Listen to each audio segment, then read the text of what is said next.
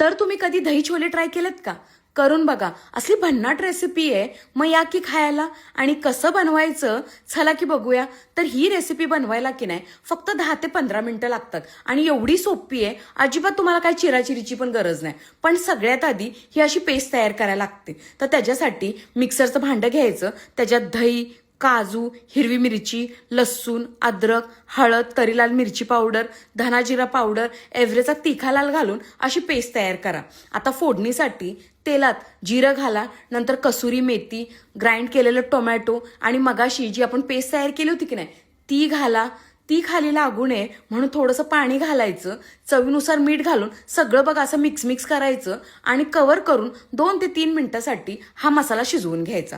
आता ह्याच्यात शिजवलेले छोले आणि अशा चकत्या पाडलेला कांदा घालायचा आणि सगळं बघा असं एकजीव करायचं. शेवटी की नाही गरम मसाला आणि कोथिंबीर इसकटायची.